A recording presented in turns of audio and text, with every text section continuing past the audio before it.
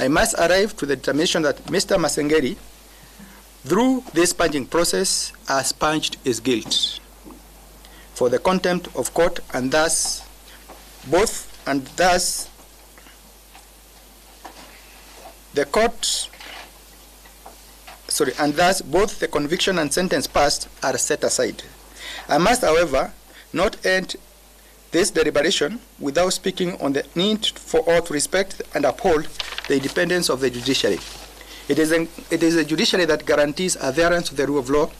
Every Kenyan who means well for this country must fight for the independence of the judiciary so that judges can be allowed to make decisions based purely on law and the facts without the fear of reprisals, interference, pressure or threats, whether direct or indirect. That is a cornerstone of democracy.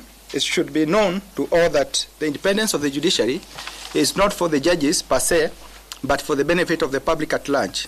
It leaves judges with the discretion to make fair and even-handed decisions meant to uphold the rule of law. Judges must never and will never hold.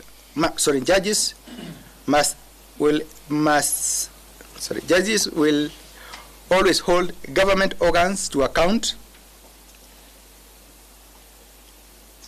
for adherence to the Constitution and the law, and it is the primary duty of the state to ensure judicial independence is protected. I am happy to note from the LSK that the 3 Kenyans, the subject of this petition, have been found. Having said so, and considering everything else, I am